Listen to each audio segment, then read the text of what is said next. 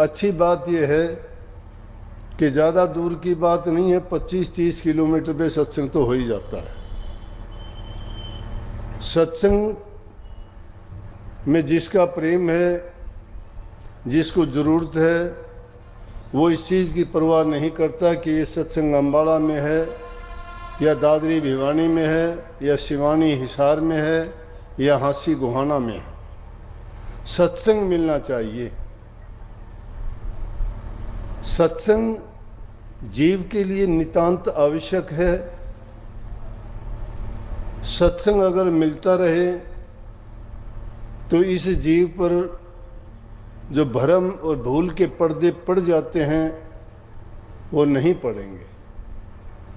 हम सभी जानते हैं अगर कोई चीज़ प्रयोग ना करें और वो काफ़ी दिन रखी रह जाए तो फिर वो काम करने के लायक नहीं रहती। उस पर जंग लग जाता है, धूल जम जाती है और वो जिस तरह से उसको काम करना चाहिए वो नहीं कर पाती। इसी प्रकार से ये जीव भी इस संसार में अगर इसको सत्संग ना मिले, ये चाहता तो है हर प्रकार से सुख मिले। सुख के लिए हम छटपटाते हैं। हमारी सभी क्रियाएं सुख के लिए हैं कि हमें सुख मिलना चाहिए। क्यों मिलना चाहिए? वो सुख के लिए क्यों छटपटाते हैं? क्योंकि रूह जिस देश से आई थी वहाँ ये बहुत सुखी थी। ये बहुत सुखी थी, इसको कोई दुख नहीं था, कोई पीड़ा नहीं थी, कोई तकलीफ नहीं थी, कोई किसी प्रकार की इसको दिक्कत नहीं थी। इसको बड़ा शांति से आनंद मगन रहती थी, खुशी ही खुशी थी। तो ये वहाँ से जब आई तो इस माया देश में आ तो गई चल के, लेकिन जब यहाँ आके देखा वो खुशी और आनंद इसको प्राप्त नहीं होता, उसके लिए ये जगह जगह प्रयास करती है कि मुझे इस जगह खुशी मिले, इस जगह खुशी मिले। लेकिन वो खुशी तलाशते तलाशते उस वास्तविकता की ओर नहीं जा पाती। और वो खुशी कहाँ मिलती है? रूह की तड़प और प्यास, उसकी भूख तो संतों की शरण में जाके जब नाम मिलता है उसी से इसकी भूख प्यास और तड़प मिटती है और वही शांति उसको वहाँ मिलती है। तब ये सोचती है कि जो आनंद वहाँ था वो संतों के सत्संग में है, वो नाम में है।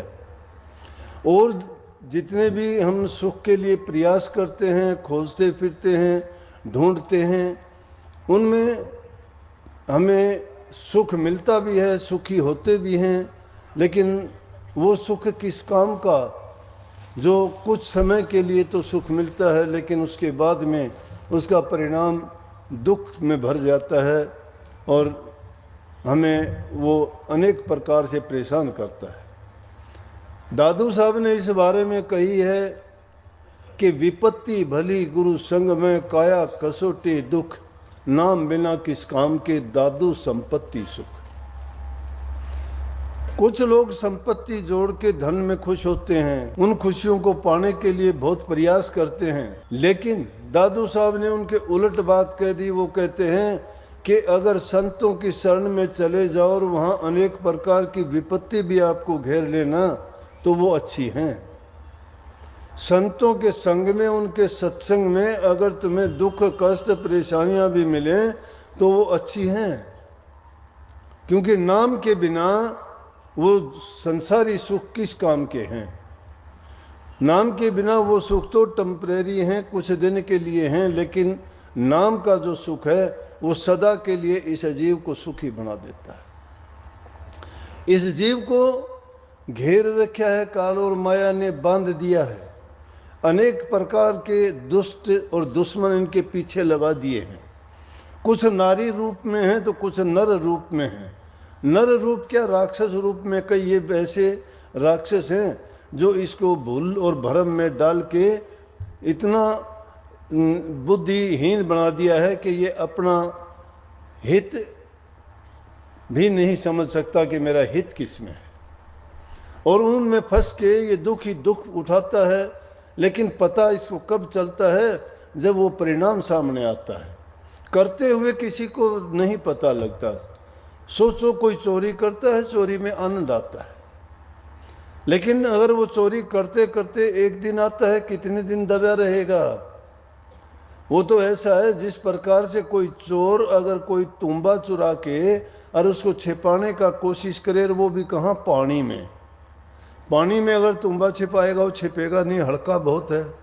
कबीर साहब की वाणी है कि चोर चुराई तुंबड़ी और जल में दाबी आए, वो दाबे वो उबरे करतब छानी नाए। इंसान का कर्म उसे तुम्बी की तरह से है। इंसान उसको दबाने की कोशिश तो करता है, छिपाने का प्रयास करता है, लेकिन वो क्या होता है, बाहर आ जाती है, वो बाहर आता है। इसी प्रकार से वो कर्म, तो वो चीजें जो हमारे पीछे लगा रखी है, वो राक्षस और राक्षसियों के रूप में है। राक्षस उनमें कौन से हैं? काम है, क्रोध है, लोभ है, मोह है, अहंकार है। और इन सब से ज्यादा जो इंसान को दुखी करता है, उसको अहंकार दुखी करता है। कबीर साहब ने तो कई जगह ये वाणी भी कह दी कि कामी तेरे, क्रोधी तेरे, पापी तेरे अनंत। कि भाई कामी का भी उद्धार हो जाएगा, क्रोधी का भी उद्धार हो जाएगा, पापी का भी उद्धार हो जाएगा। अनंत पापी तेरे हैं, अनंत कामी तेरे हैं, अनंत क्रोधियों का भी उद्धार हो गया।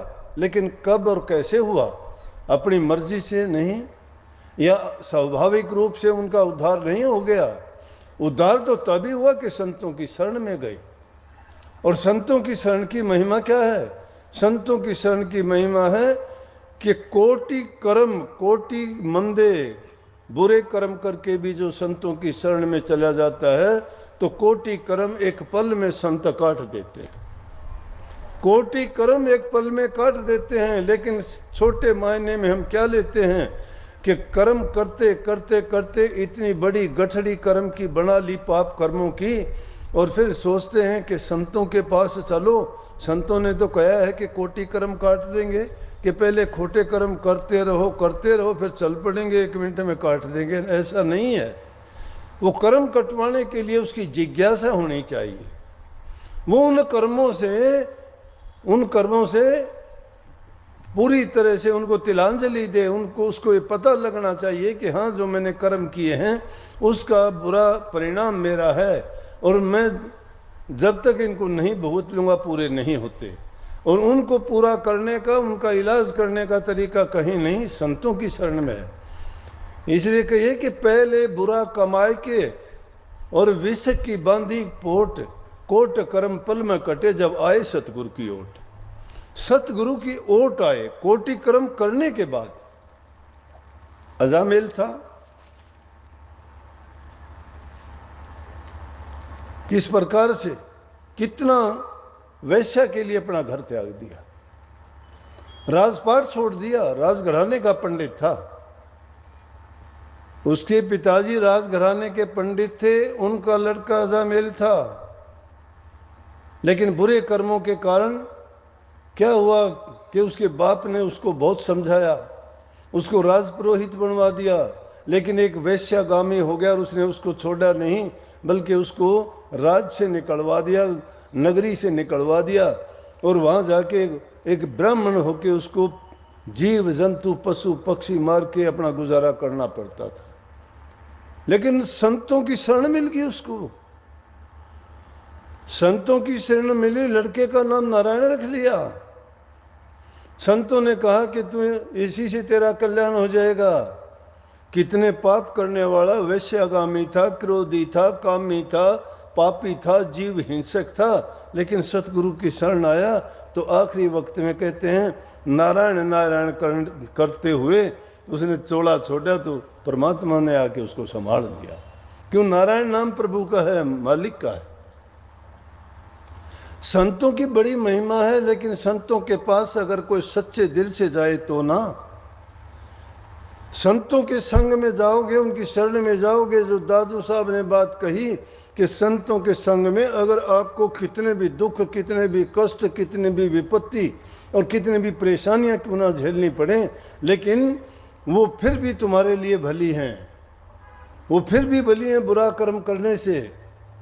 तुम्हारा बुरा कर्म नहीं बनेगा, और नहीं तो नाम बिना अगर तुम्हें संसार के सारे पदार्थ अगर मिल जाते हैं, अगर तुम्हारे पास भक्ति नहीं है, अगर तुम्हारा हृदय में प्रभु का नाम नहीं है, अगर उसका चिंतन सुमरण नहीं है, तो तुम भटक जाओगे और जो राक्षस और राक्षसनी जिनको कहते हैं उनके चक्कर में पड़ के अपने जीवन को बर्बाद कर लोगे।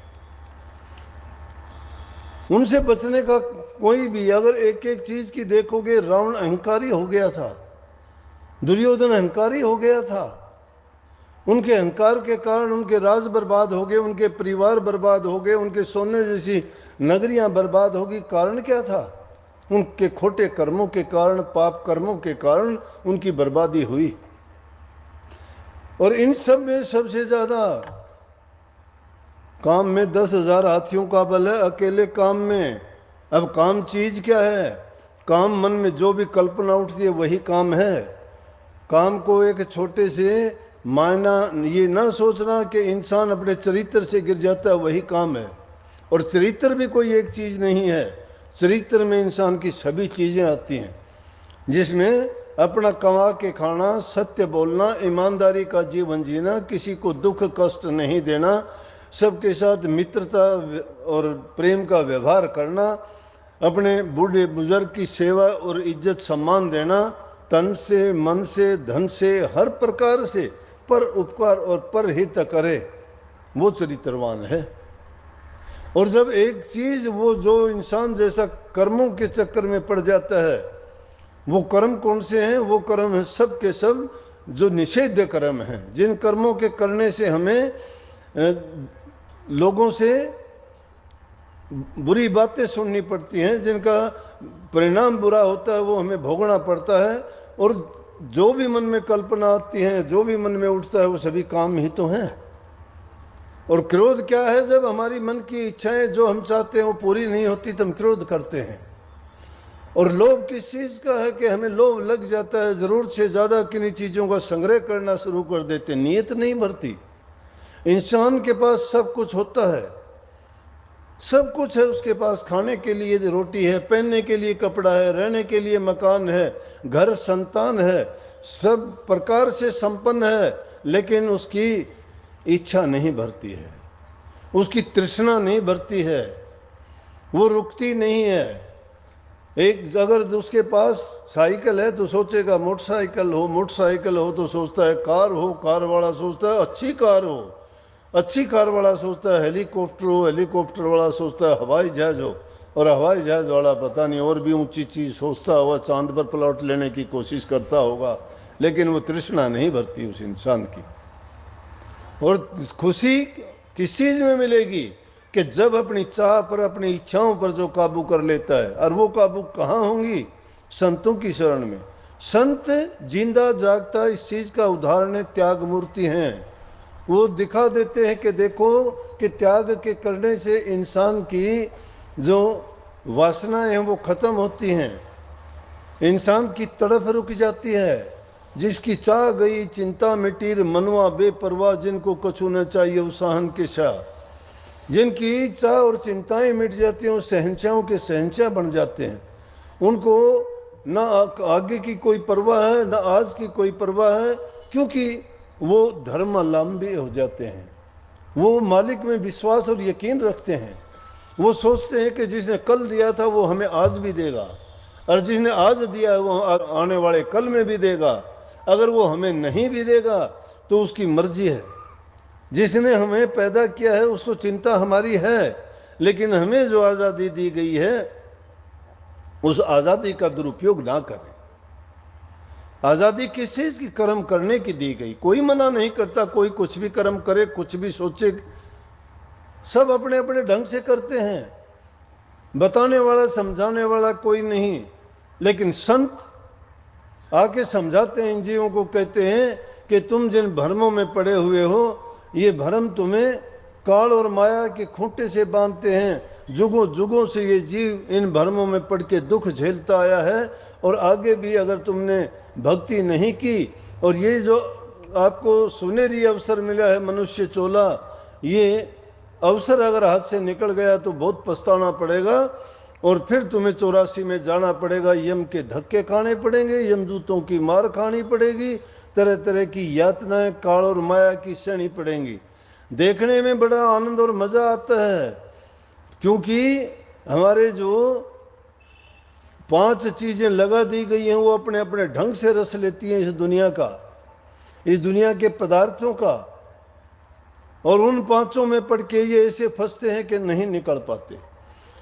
और इन सब को आगे देखोगे तो इनका सबसे ज्यादा अहंकार अकेला ऐसा है जिसमें जो सब चीजों से, काम में, क्रोध में, लोभ में, अहंकार में जितनी शक्ति है, अकेले अहंकार में उतनी शक्ति है।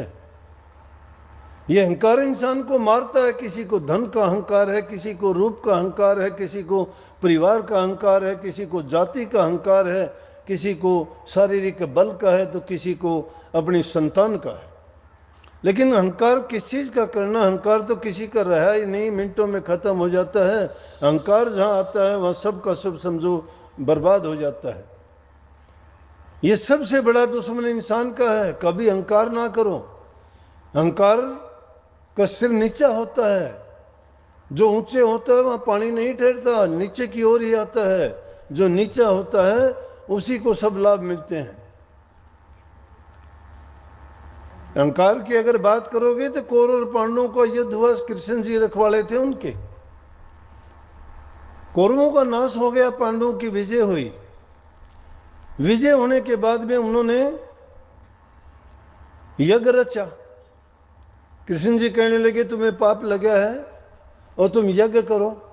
और यज्ञ की पूर्ति जब मानना, जब घंटा बजे, घंटा बजने की क्या रीत थी कि जब कोई यज्ञ करते थे तो उसकी आहुति डाली जाती, यज्ञ पूर्ण हो जाता तो आकाश से घंटे की आवाज आती थी। तो आवाजें जब आनी शुरू हो जाती तो कहते पंडित लोग, ज्ञानी लोग जो भी वहाँ उपस्थित होते, वो कहते कि हाँ अब यज्ञ संपूर्ण हो गया। राजसूय यज्ञ करवाया था उन्होंने। तो यज्ञ जब करवाया, सारा के सारे सबको बुलाया गया, संतों को, महात्माओं को, फकीरों को, त्यागियों को, सन्यासियों को, साधुओं को, सबको बुलाया उस यज्ञ में। सब के सब हाजिर हुए। अच्छा भोजन, दान दक्षिणा दी गई, दिल खोल के दान दिया उन्होंने। खजाना तो खाली हो गया पूरा। लेकिन जब यज्ञ किया, यज्ञ में जब घंटे की आवाज नहीं आई तो कहने लगे कृष्ण जी कि तुम्हारा यज्ञ पूर्ण नहीं हुआ है, घंटे की आवाज नहीं आई। के कारण? बोला कारण तो यह है कोई ना कोई आदमी छूट गया, कोई ना कोई महात्मा महापुरुष रह गया।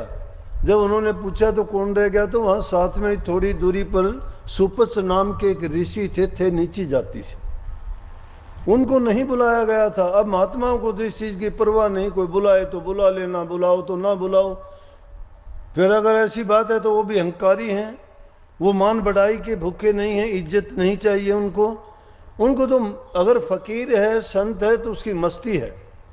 अगर कोई प्रेम करता है तो उनसे प्रेम करते हैं, कोई ना करो तो ना करो। जो करेगा तो उसके लिए वो सब कुछ देने के लिए तैयार है, कोई नहीं करता तो तू तेरे खुश मैं मेरे खुश।